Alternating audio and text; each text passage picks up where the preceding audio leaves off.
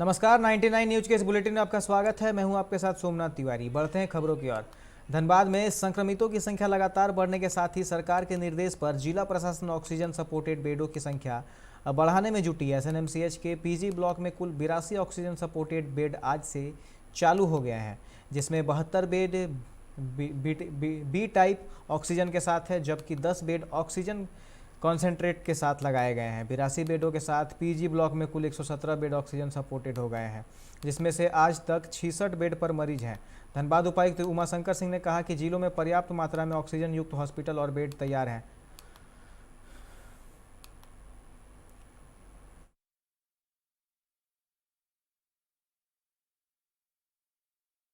कि पहले जो हमारे पीजी ब्लॉक थे उसमें बेड्स की संख्या लगभग 30 के आसपास थी। O2 सपोर्टेड बेड्स को हम लोगों ने जो 2 दिन पहले सूचना मांगी गई थी राज्य सरकार के द्वारा, तो इसी एक्सटेंशन पीजी ब्लॉक में हम लोगों ने 82 बेड O2 सपोर्टेड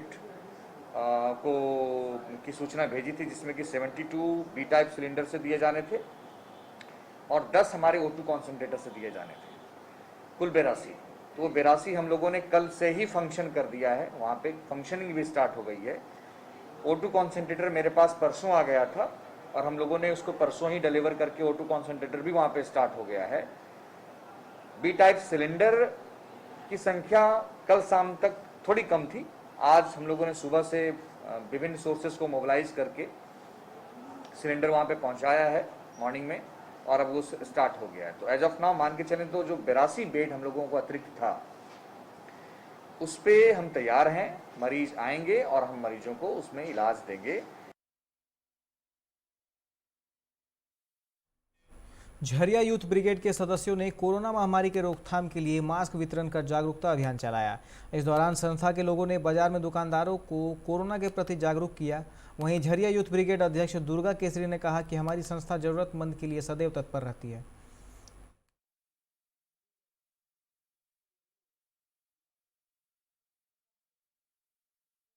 मास्क वितरण का कार्य कर रहे हैं। झरिया यूथ ब्रिगेड एक सामाजिक संस्था है जो गरीब बच्ची के शादी विवाह हो या शिक्षा का क्षेत्र हो या मेडिसिन का क्षेत्र हो, हर क्षेत्र में झरिया यूथ ब्रिगेड आगे बढ़ चढ़कर भाग ले रही है। अभी झरिया यूथ ब्रिगेड की स्थापना कुछ दिनों पहले ही हुई है और ये हर क्षेत्र में हम लोग आगे बढ़ चढ़कर भाग ले रहे हैं। आज हम लोग मास्क वितरण का कार्य कर रहे हैं। झरिया बाज़ार में मास्क वितरण कर रहे हैं और सभी दुकानदारों को और जितने भी यहाँ पर झरिया बाज़ार में पब्लिक चल रही है उन लोगों को हम लोग कोविड-19 के बारे में जानकारी दे रहे हैं और कोविड से बचने के सुझाव दे रहे हैं। हम लोग जगह जगह पंपलेट चिपका रहे हैं, सबको समझा रहे हैं और हम लोग पब्लिक को जागरूक कर रहे हैं। कोरोना के बढ़ते संक्रमण को देखते हुए धनबाद नगर निगम साफ सफाई और सैनिटाइजेशन पर विशेष ध्यान दे रही है। इस दौरान कंटेनमेंट जोन पर विशेष फोकस किया जा रहा है। साथ ही बाजारों, शमशान घाटों की भी निरंतर साफ सफाई कराई जा रही है। इसे लेकर धनबाद नगर निगम के नगर आयुक्त सत्येंद्र कुमार जगह जगह घूमकर निरीक्षण भी कर रहे हैं। साथ ही उपस्थित कर्मियों को आवश्यक दिशा निर्देश भी दे रहे हैं। नगर आयुक्त सत्येंद्र कुमार ने कहा कि जहां से भी साफ सफाई संबंधित शिकायतें आ रही है उनका निष्पादन किया जा रहा है। सफाई पर स्पेशल है और सैनिटाइजेशन और भी जो है हमारा जो स्मशान घाट है इसका क्लीननेस लोगों को कठिनाई नहीं है। वो हमारा 4 मोबाइल खुला हुआ है, 5 मोबाइल जो हमारा टोल फ्री नंबर है।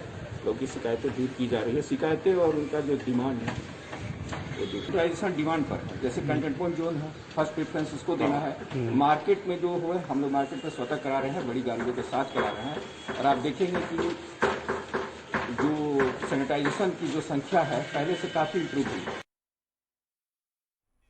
लोधना के लिलोरी पथरा बालूगदा बस्ती में अचानक भूधसान होने के कारण वहां के रहने वाले त्रिलोकी प्रसाद नामक व्यक्ति के घर के दीवार में दरार हो गई, जिससे पूरा परिवार दहशत में है। घर में अचानक पड़ने वाली दरार से यह परिवार अपने आप को असुरक्षित महसूस कर रहा है। किसी भी वक्त घर हो सकता है ध्वस्त। इससे डर की वजह से पूरा परिवार घर से बाहर रहने को मजबूर है। हम आपको बताएं कि यह क्षेत्र अति अग्नि प्रभावित क्षेत्र है, पर जिला प्रशासन यहां के लोगों को दूसरे स्थान पर पुनर्वास नहीं कर रही है, जिस वजह से कभी भी यहां बड़ा हादसा हो सकता है। घर के मालिक त्रिलोकी प्रसाद का कहना है कि घर में दरार होने के बाद इसकी सूचना प्रशासन को दी गई, पर अब तक कोई देखने के लिए नहीं पहुंचे। मेरा रात में 1 बजे के घर में दरार आ गया, जिसके कारण घर में फसल गया, बाल बच्चा सब बाहर निकल गया, घर से बाहर हो गया। और इससे भय हो गया, बगल में आग भूधसाल है पूरा, जो कि आग लगते रहता है, जिसके कारण गैस हमारे घर में बढ़ जाता है। हमारे 2-3 बच्चे का बीमार हो गया, हमारी बड़ी बहू का जो है उसका बीमार हो गया, तो उसको लास्ट में हटाना पड़ गया। ऐसा हमारे घर में हो गया कि कोई भी सही नहीं रह रहा गैस के कारण। और इसके कारण हम जा करके जायसवाल से या रजनीश से 2 बार हमने गया। जब शंभू वर्मा ने अपना राजनीतिक दिखाया, कुछ राजनीतिकवादियों को पकड़ा, तो उसने उसको घर मिल गया। मगर हम जब गए तो हमको बोला खर्चा चाहिए, रजनीश खर्चा मांगता है। ये रजनीश कौन है? रजनीश जरीना का वहाँ को आपकी ऑफिस आता है, जो वहाँ पास करता है घर को वहाँ पे।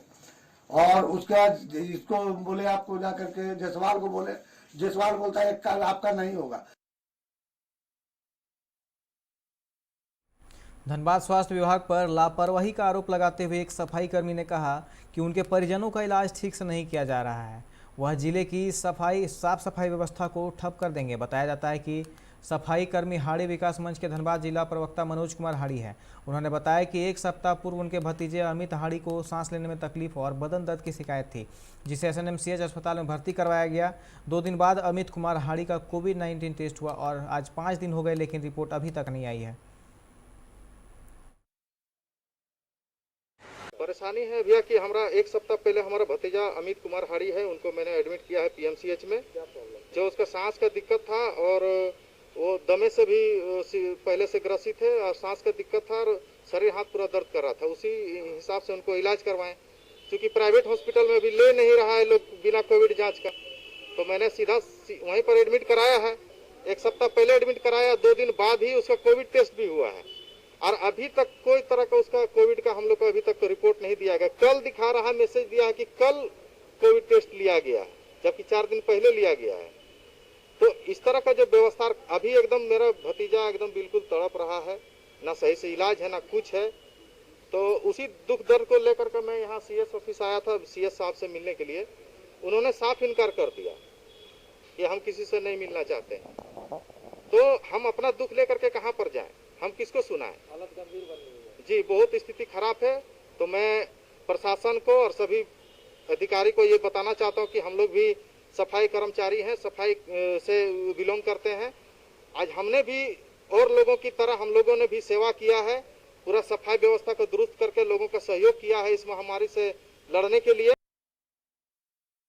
सरायकेला के राजनगर टांगर जोड़ा गांव के लोग गर्मी की शुरुआत में ही पानी की किल्लत झेलने लगे हैं। यहां के ग्रामीण इस दिनों बूंद बूंद पानी के लिए तरस रहे हैं। टांगर जोड़ा गांव में लगभग 150 परिवार रहते हैं। गांव की आबादी 950 है। पूरे गांव में 8 चापाकल है, लेकिन उनमें से 5 खराब पड़े हुए हैं। एक जलमीनार भी है, पर वह भी बंद पड़ा है, जिससे लोगों की परेशानी बढ़ी हुई है। 3 चापाकल के भरोसे 950 लोगों की प्यास बुझ रही है। ग्रामीणों ने खराब चापाकल को ठीक करवाने की मांग की है।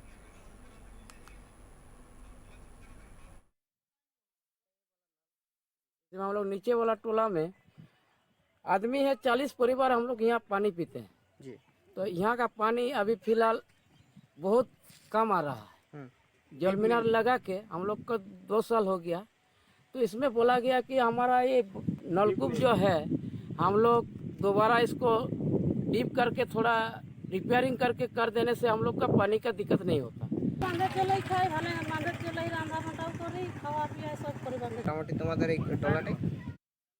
निरसा थाना क्षेत्र के हिकी मडाल गांव के जंगल में शुक्रवार को निरसा SDPO ने छापेमारी कर बड़ी मात्रा में अवैध शराब की बोतलें जब्त की है।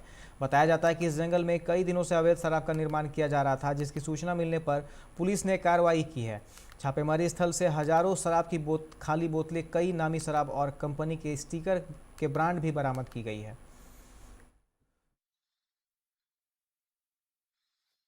कोरोना संक्रमण को रोकने के लिए धनबाद नगर निगम भी अब रेस हो गई है। निगम भी अपने क्षेत्रों में संक्रमण को कम करने के लिए शुक्रवार को धनबाद के विभिन्न क्षेत्रों में सैनिटाइज करना शुरू कर दिया है, जिससे संक्रमण का फैलाव कम हो।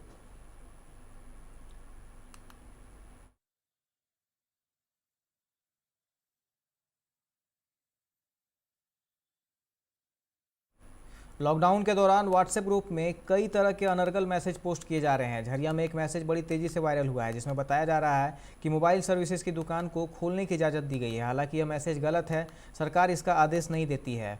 मैसेज से मोबाइल दुकानदारों में असमंजस की स्थिति में पड़ गए हैं। उनका कहना है कि जिला प्रशासन स्पष्ट करे कि मोबाइल सर्विस वाले दुकान खोलें कि नहीं। अभी हम लोग के पास व्हाट्सएप में आया कंपनी का, तो ये व्हाट्सएप रांची का है आदेश। यहाँ का क्या है हम लोग को इसका गाइडलाइन नहीं मालूम है, इसलिए जानकारी भी नहीं, हम लोग क्या करें। तो मतलब आप लोग असमंजस में है कि खोले कि नहीं खोले, खोले कि नहीं खोले कि डर है, डर बना हुआ है प्रशासन के तरफ से भी कि कुछ बात ना हो जाए। और क्या, किसी को भी सही तरीके से पता नहीं है कि लॉकडाउन जो लगा है तो इसमें कौन कौन सा गाइडलाइन सरकार दुकानदारों के लिए दिए हैं। जैसे कि आप देख सकते हैं व्हाट्सएप पर, फेसबुक पे बहुत सारा ऐसा फेक न्यूज भी आया हुआ है कि डे बाय डे अलग अलग दुकानों खुलने की अनुमति है, तो ये अभी क्लियरेंस नहीं हुआ सबको। इस कारण दुकानदार जो असमंजस में है। अभी मैं बात कर रहा था एक भाई से, तो व्हाट्सएप में वो दिखा रहा था कि कुछ दुकानें जो पार्शियली बंद रहेगी, कुछ खुली रहेगी, है ना, मंगलवार और शुक्रवार सुबह 9 बजे, इस तरह से कुछ जो अपडेट आ रही है, तो लोगों में असमंजस है और लोग समझ। धनबाद नगर निगम ने कोरोना महामारी से निपटने के लिए पूरी तरह कमर कस ली है। शहर में कोरोना का संक्रमण नहीं फैले, इसके लिए झरिया के कई इलाकों को नगर निगम ने सैनिटाइज किया है।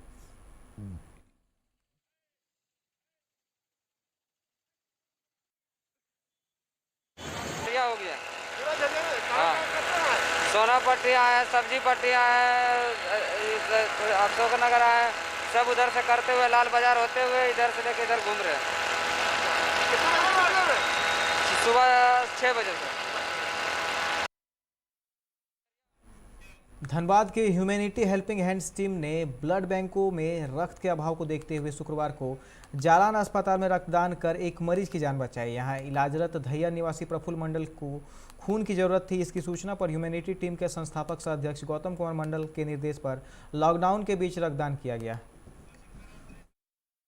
अभी के इस बुलेटिन में फिलहाल इतना ही। तमाम खबरों के लिए आप देखते रहे 99 न्यूज। नमस्कार।